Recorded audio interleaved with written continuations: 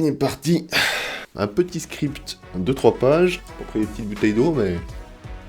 Ah, peut-être dur.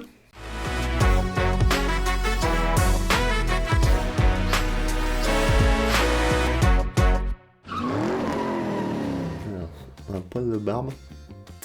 Ah, bâtard. De cul, ça, non. On va parler aujourd'hui d'une marque que j'apprécie et que j'affectionne énormément. Si tu as déjà regardé une outro de la chaîne, tu auras sûrement reconnu la voiture qui se cache dans l'outro. Ouais, tu as aussi sûrement lu le titre, je parle bien évidemment d'Alpine.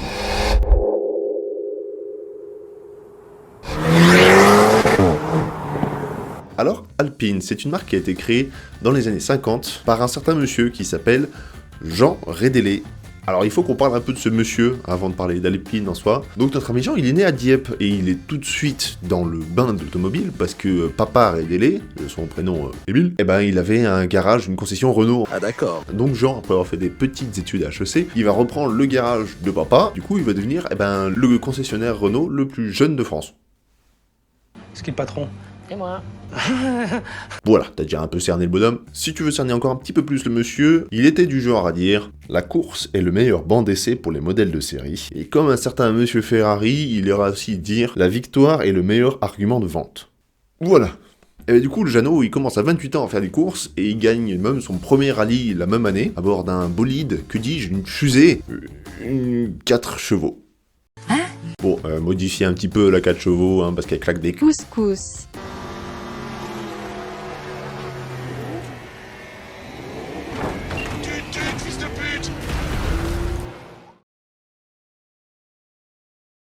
Il va courir avec ce qu'on appelle une 1063, donc c'était la version course de la 4 chevaux. Bon, version course avec des guillemets, parce que 35 chevaux. Mais on est dans les années 50, hein, donc elle claquait tellement des Couscous. dans sa catégorie, que c'est arrivé plusieurs fois que sur les 5 premières places, eh ben c'était 5 4 chevaux en fait. On était content. Et notre monsieur, il a tellement aimé sa 1063 qu'il a demandé à un Italien, Giovanni Michelotti. Michel... Ouais, j'ai fait le V2 allemand, c'est bon. Donc bref, il a demandé à cet Italien de lui faire une version sport de sa 1063, donc une version sport de la version sport de la 4 chevaux. Tu suis encore? Ouais, c'est genre Brabus avec AMG et Mercedes, le sport du sport de la voiture. Et grâce à sa spéciale sport, il va encore claquer quelques coups. Couscous. En 1953, il va gagner devant des Porsche et des Jaguars. Je te demande pardon? Et en 54, il va gagner une course qui va avoir son importance dans la suite. Tu vas vite comprendre, c'était la course des Alpes. Tu vois, on va en venir. Habile. Donc ouais, il a tellement kiffé son petit tour dans les Alpes que quand il va créer sa petite entreprise, il va appeler ça la Société des Automobiles du Jura. T'as compris? La Société des Automobiles Alpines est créée en 1955 et ça signera la fin de carrière de pilote de notre genre national. Alors courte, ouais, mais il a quand même gagné pas mal de courses. Alors ça fait un quart d'heure que ça tourne et on parle enfin d'Alpine. Donc, la première voiture qui va sortir de là-bas, ça va être la A106, qui n'est autre qu'une 4 chevaux recarrossée en fait. Alors, j'exagère un peu le truc, mais en gros, le petit Jean, il a lancé sa marque sous le conseil d'un certain Charles Escoffier, qui était un des plus gros concessionnaires Renault de Paris, et qui était entre autres beau papa. Ah oui, j'ai compris. Ouais, c'était le beau-père de Jean Rédélé, donc ça aide un petit peu. Chouïa. Ah oui, j'ai compris. Et notre A106, elle est tellement descendante d'une 4 chevaux que son nom, en fait, ça vient de A pour Alpine. Quoi? Et le 106, ça vient du code des 4 chevaux. On a parlé de la 1063, mais il y avait aussi la 1062, la 1064, etc. Alors il faut savoir qu'à l'époque, comme aujourd'hui d'ailleurs, Alpine, ils adoraient en fait mettre des petits moteurs et travailler sur la légèreté de leur véhicule. Comme c'était sur une base de 4 chevaux, la A106, elle avait la même base moteur, donc c'était un 700 cm3, un moteur de moto quoi, et elle pesait 500 kg. 100 kg de moins qu'une 4 chevaux de l'époque, 20% de poids en moins, ce qui est énorme en fait. J'ai pas trouvé les tarifs exacts de vente d'une A106 dans les années 50, mais il faut savoir, ils t'ont monté une boîte 5 rapports, qui était très efficace, mais qui valait le prix d'une 4 chevaux. Ça te donne une petite idée de l'équivalence des prix. Bon, après, il n'y a pas eu énormément d'exemplaires. Il y en a eu 251. Une Enzo, c'est 400 exemplaires. Bon, pareil, la A106, elle va casser quelques faces en course. Ensuite, on va voir la A108. Autant, t'avais la A106 qui était dérivée de la 4 chevaux, autant la A108, elle est dérivée du modèle suivant la 4 chevaux, la Renault Dauphine. Tu gagnes quand même pas mal en vitesse de pointe, on atteint les 180 km/h. Mais je rappelle qu'on est quand même dans les années 50, qu'à l'époque, les gens, ils roulent en Fiat 500 qui dépassent pas 90, ça. Ça marche bien à l'époque.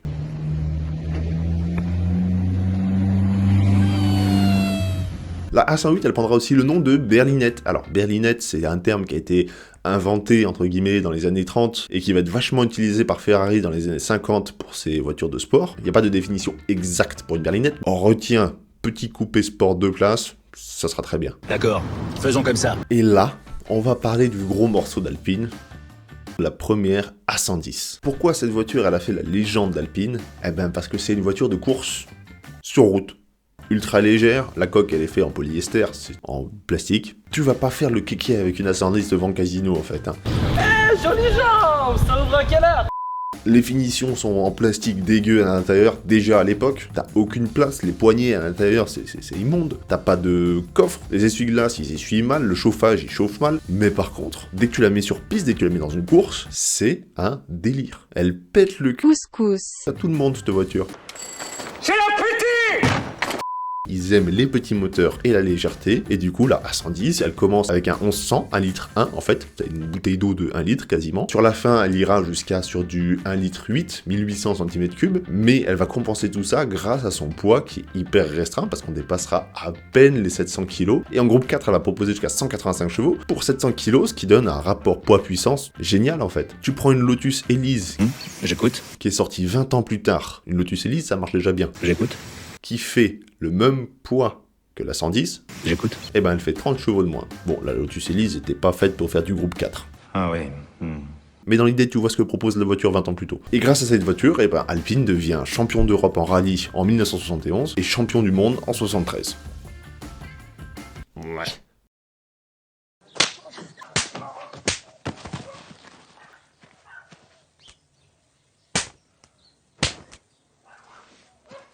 Et il faut qu'on parle de ces années 70 aussi, parce que, eh ben, ça se passe pas très bien d'ailleurs chez Alpine, parce qu'en 72, il y a une énorme grève qui va venir fragiliser l'entreprise. Tellement grosse la grève que notre Jeannot national, il va devoir, eh ben, céder des parts à Renault, et un bon paquet de parts, on parle de l'ordre de 40%, et qui va même finir par démissionner de son entreprise 5 ans plus tard, parce qu'il se sent plus trop maître à bord. Alors, genre, généralement, quand on vend presque 50% des parts à quelqu'un, oui, c'est le principe en fait.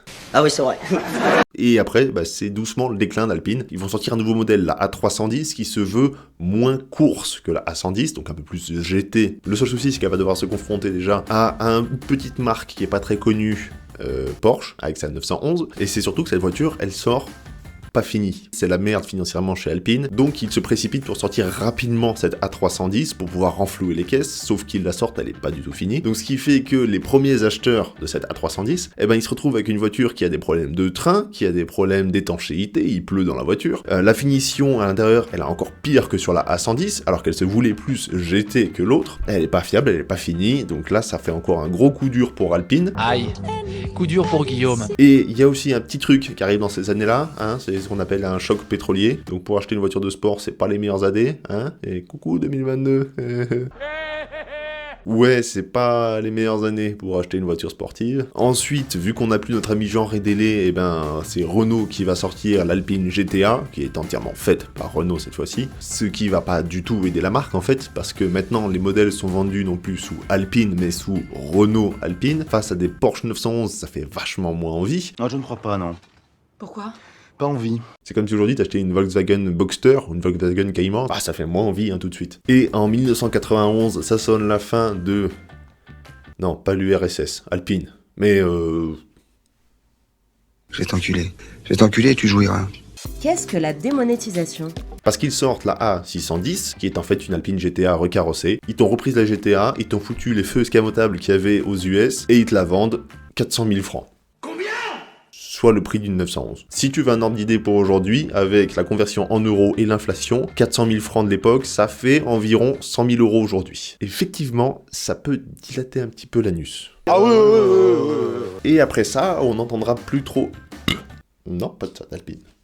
Plus trop parler d'Alpine, en fait, jusqu'en 2012, où Renault sort un concept car dérivé de la Désir. Putain, les noms des concepts chez Renault... Et c'est surtout que les dirigeants de Renault annoncent une relance d'Alpine pour 2016 avec un partenariat avec Caterham. Alors Caterham, si jamais tu vois pas ce que c'est, ça fait des voitures comme ça. Ouais, en gros, c'est des karts. Donc c'est pas trop déconnant avec l'esprit d'Alpine qui faisait des voitures très légères avec des petits moteurs. Et anecdote rigolote, rigolote. Il y a un petit peu plus drôle. Caterham est rentré à 50%, qui fait que maintenant, l'entreprise qui s'était appelée à l'époque la Société des automobiles Alpine Renault, eh ben, va s'appeler maintenant, du coup, la Société automobile des Alpines Peugeot. La Société des automobiles Alpine Caterham. Bon, c'était annoncé pour 2016, finalement ce sera pour 2017, mais c'est normal, on est en France, hein, le retard, ça vient de chez nous. C'est français. Avec La voiture que vous connaissez tous, c'est bien sûr la A110 de la A110 2017 comme ils l'appellent. Et là, Renault, ils reprennent la même recette qui avait fait le succès de la première A110, c'est-à-dire pas un gros moteur, parce que c'est le 1,8 litre TCE de la Mégane RS, c'est pas définition à l'intérieur, c'est mignon, hein, mais il y a quand même beaucoup de plastique ou des trucs comme ça, et c'est surtout une chasse au poids de fou, parce que, encore une fois, bon, on n'a pas une coque en plastique, mais le châssis est intégralement en aluminium. Et il n'y a pas que ça en alu, parce que la carrosserie et les sous-bassements sont aussi en aluminium. Et ça marche, parce qu'avec un petit moteur de 250 chevaux, et ben, sur le 0 à 100, on gagne une demi-seconde par rapport à sa concurrente, qui est la Cayman 718, alors que la Porsche, elle a 300 chevaux et un moteur de 2,5 litres. Et à titre personnel, pour en avoir conduit une sur circuit, c'est un vrai jouet, le truc. Il vous faut un vrai pilote au volant de votre voiture. C'est Ken Miles. Je vous demandais de vous déshabiller. Et financièrement, eh ben, ça marche aussi pour Alpine, hein. Enfin pour Renault maintenant. Lors de l'annonce de la A110 2017, Renault a annoncé une production de 1955 exemplaires. Petit rappel par rapport à l'année de création de la marque, eh ben ces 1955 exemplaires, en 48 heures, il n'y en avait plus. Bon, ils en ont vendu après, hein. On a plus de 2000 ventes par an, on est à pas loin de 4000 je crois rien que sur 2022, donc t'inquiète qu'ils en ont vendu des pelles après. Et d'ailleurs, chez Alpine, ils aiment bien faire un peu comme chez Volkswagen, c'est-à-dire qu'ils te prennent la même voiture, ils te mettent une lampée de chevaux en plus, ils t'enlèvent 10 kilos par-ci, 10 kilos par-là, ils te changent les sièges comme ça, et puis ils te la vendent à 10 000, 20 000, 30 000 euros de plus. Ils le faisaient déjà pas mal avec les compacts chez Renault ou chez Peugeot dans les années 90-2000. Du coup, Alpine reprend, parce que ça marche chez Volkswagen avec Lamborghini par exemple. Et le pire, bah, c'est que les gens achètent. Hein. Tu te retrouves du coup avec la A110 classique qui est vendue 60 000, 70 000 euros. Tu te retrouves avec la A110S qui a plus de chevaux et qui est encore plus sport et qui est vendue 20 000 euros de plus. Puis tu te retrouves avec la A110R qui elle est vendue plus de 100 000 euros. Puis t'as la A110 GT qui est pareil que la A110S mais avec un peu plus de confort. T'as toutes les éditions spéciales courses ensuite qui sont venues se rajouter. Tu vas en avoir 3 ou 4 qui sont rajoutées. Puis t'as même la A110R Fernando Alonso qui elle est vendue 150 000 exemplaires. Enfin bon, ils ont vu une brèche Alpine, ils se sont dit putain ça marche, on y va à fond. Et du coup ça marche très bien parce que en France, en 2022, t'as eu 11 fois plus d'Alpine A110 qui ont été vendus que de Porsche Cayman. Malus Automobile 2022. Et aujourd'hui, on a aussi Renault qui va faire l'effet inverse de ce qu'ils ont fait dans les années 70, c'est-à-dire qu'au lieu de remplacer le nom Alpine par Renault, et maintenant on a le mot Renault qui se fait doucement remplacer par Alpine pour toutes les déclinaisons sportives. Au lieu d'avoir la Renault F1 Team, on a la Alpine F1 Team, ça a été changé en 2019 je crois. La déclinaison Renault Sport, ça a été remplacé aussi par Alpine. Je vais pleurer dans 10 secondes. Vous me donnez 10 secondes, je vais pleurer. C'est pour ça qu'aujourd'hui, tu te retrouves avec des SUV Renault Austral avec un logo Alpine collé dessus. Voilà, puis avec le passage prochainement à l'électrique chez Alpine, tu vas avoir la chance de conduire un SUV Alpine électrique. Ouais, la A106 de 34 chevaux et 500 kg, elle est plus trop dans les esprits, j'ai l'impression. Voilà ce qui termine la petite histoire d'Alpine. J'espère que tu auras passé un bon moment devant ce format un peu plus long que d'habitude. N'hésite pas, si tu as des remarques ou des propositions à faire, à les mettre en commentaire. À t'abonner, c'est très important. J'espère te revoir très prochainement sur la chaîne et je te dis tchuss.